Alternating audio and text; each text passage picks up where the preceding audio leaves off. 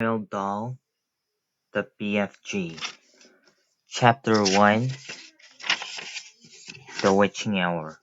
Sophie couldn't sleep. A brilliant moonbeam was slanting through a gap in the curtains. It was shining right on to her pillow. The other children in a dormitory had been asleep for hours. Sophie closed her eyes and lay quite still.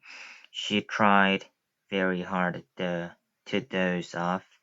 It was no good.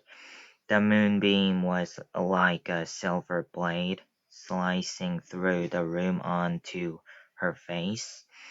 Mm, the house was absolutely silent. No voices came up from downstairs. There were no footsteps on the floor above either.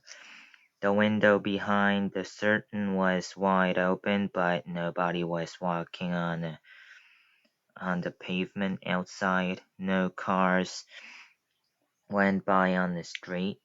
Not the tiniest sound could be heard anywhere. Sophie had never known such a silence. Perhaps she told herself this was what they called the witching hour. The witching hour, somebody had once whispered to her, was a special moment in the middle of the night when every child and every grown-up was in a deep, deep sleep, and all the dark things came out from hiding and had the world to themselves. The moonbeam was brighter than ever on Sophie's pillow.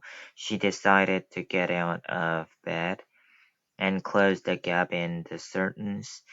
You got punished if you were cut out of bed after the lights out. Even if you said you had to go to the lavatory, that was not accepted as an excuse, and they punished you just the same. But there was no one about now, Sophie was sure of that. She reached out for her glasses that lay on a chair beside her her bed. They had steel rims and very thick lenses, and she could hardly see a thing without them. She put them on. Then she slipped out of bed and tiptoed over the window over to the window. When she reached the curtains, Sophie hesitated. She longed to duck underneath them and lean out of the window to see what the world looked like. Now that the witching hour was at hand, she listened again.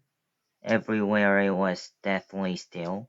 The longing to look out became so strong she couldn't resist it. Quickly, she ducked under the curtains and leaned out of the window. In the silvery moonlight, the village street she knew so well seemed completely different. The houses looked bent and crooked, like houses in a fairy tale. Everything was pale and ghostly and milky white.